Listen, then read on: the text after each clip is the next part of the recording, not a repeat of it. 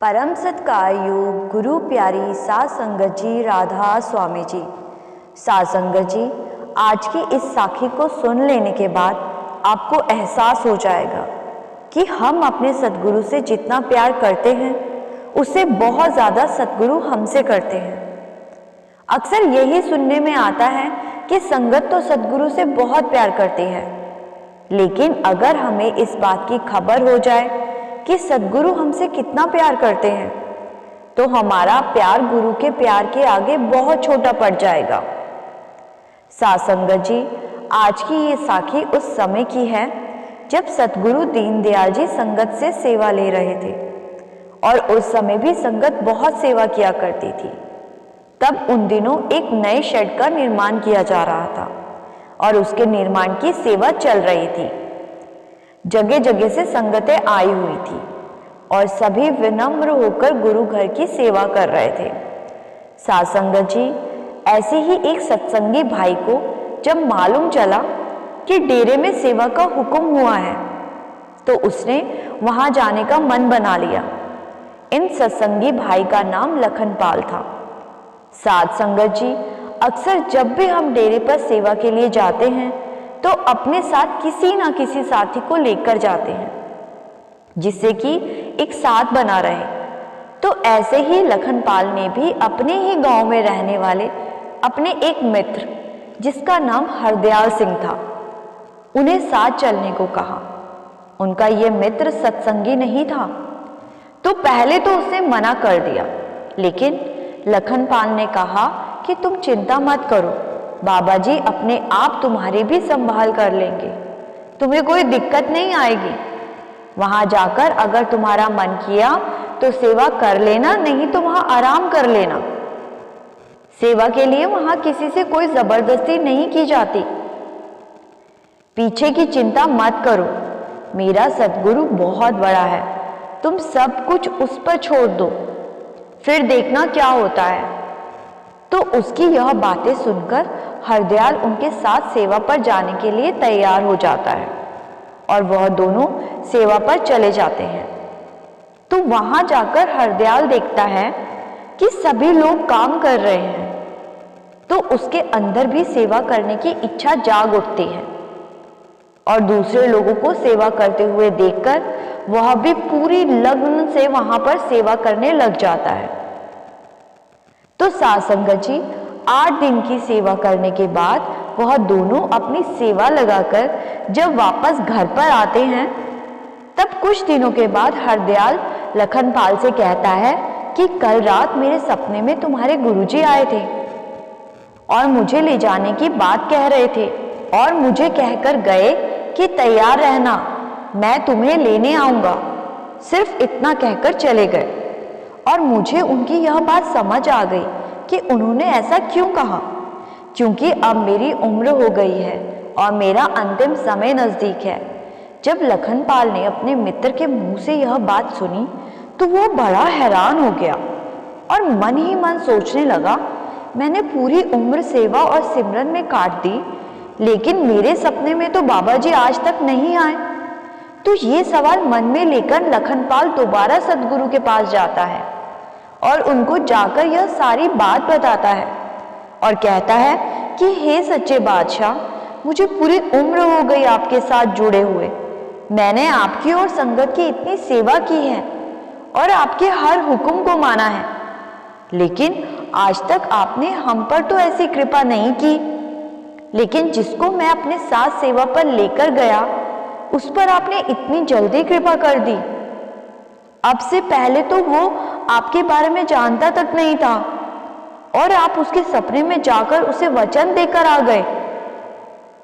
आज तक आप मेरे सपने में नहीं आए, लेकिन उसने सिर्फ एक बार सेवा की और आप उसके सपने में आकर उसे दर्शन दे गए। और यह बात कहकर लखनपाल सद्गुरु से रूठ जाता है और अपने मुंह को दूसरी ओर करके खड़ा हो जाता है। तो उसे रूठा हुआ देखकर सद्गुरु से मनाने की कोशिश करते हैं और बड़े ही प्यार से उसे मनाने लगते हैं और कहते हैं कि भाई, इसमें मैंने क्या किया है, मैंने तो वही किया जो तुमने उसको कहा था। मैंने अपनी तरफ से तो कुछ भी नहीं किया। मैंने तो तुम्हारे वचनों का मान रखा है। याद करो, जब तुमने सेवा पर आना था और तुम्हारे साथ आने के लिए कोई तैयार नहीं था, तो तुमने उसको अपने साथ जाने के लिए तैयार किया। और फिर उससे जो बातें तुमने कही थी, मैंने तो उसी वचन को ही निभाया है। याद करो, तुमने उससे कहा था कि मेरा गुरु बहुत बड़ा है, वह तुम्हारी संभाल करेगा। तो भाई, मैं तो वही कर रहा हूं जो तुमने उसको बोला था। तो जैसे ही वो सदगुरु के ये शब्द सुनता है, वो जोर जोर से रोने लगता है। उसको रोता देखकर वहां खड़ी संगत भी इकट्ठी हो जाती है और वह सदगुरु के पांव को पकड़कर रोता ही जाता है और केवल यही बात कहता है कि हे सच्चे बादशाह, मुझ नादान को इतनी समझ नहीं है, मुझे बख्श दो। क्योंकि उसे यह बात समझ आ जाती है कि गुरु अपनी संगत से कितना प्यार करते हैं, उसके हर एक वचन को पूरा करते हैं। तो साध संगत जी सोचिए, अगर बाबा जी ने हमें नाम की बख्शिश की है और यदि वह उन लोगों की भी संभाल करते हैं जो हमसे जुड़े हुए हैं, तो वो हमारे लिए कितना करते होंगे, जिसकी खबर शायद ही हम में से किसी को हो, क्योंकि अपने गुरु की लीला को कोई नहीं जान पाया। हम सिर्फ अंदाजा ही लगा सकते हैं। साध संगत जी, लेकिन हमारी सोच का दायरा गुरु के हमारे प्रति प्यार से बहुत छोटा है। हम तो वहां तक सोच भी नहीं सकते कि बाबा जी हमसे कितना प्रेम करते हैं, क्योंकि हमारा दायरा जो इतना छोटा है। साध संगत जी, हम में से कुछ ऐसे लोग भी हैं जो रूहानियत से जुड़े तो हुए हैं, लेकिन इतना समय नहीं दे पाते। हमारा सद्गुरु उनकी संभाल भी वैसे ही करता है जैसे वह नाम की कमाई वाले लोगों की करता है।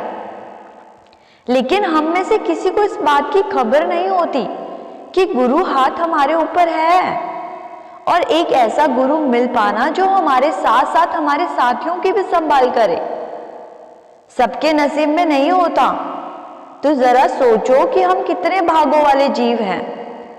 हमें इतना बड़ा सद्गुरु मिला हुआ है जिसकी कृपा का कोई अंत नहीं। साध संगत जी, जिसको एक पूर्ण संत महात्मा की शरण मिल जाती है, फिर उस सत्संगी को सभी चिंताएं छोड़ देनी चाहिए, क्योंकि नाम की बख्शिश के समय ही सद्गुरु उस जीव की संभाल की जिम्मेदारी ले लेते हैं और इस दुनिया से उनका आना जाना खत्म हो जाता है।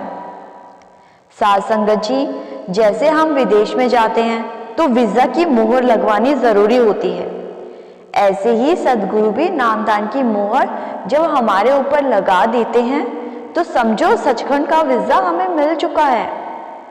अब इस यात्रा के दौरान जो गुरु के हुक्म के अनुसार भजन सिमरन करते हैं, उनका उस पार जाना बड़ी आसानी से हो जाता है, और जो हुक्म नहीं मानते उनको उस पार जाने के लिए कठिनाइयों का सामना करना पड़ता है।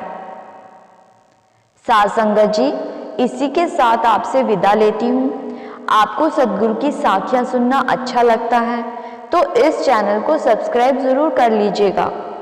इस चैनल पर हम हर रोज सद्गुरु की नई नई साखियां अपलोड करते हैं। गुरु प्यारी साध संगत जी, राधा स्वामी जी।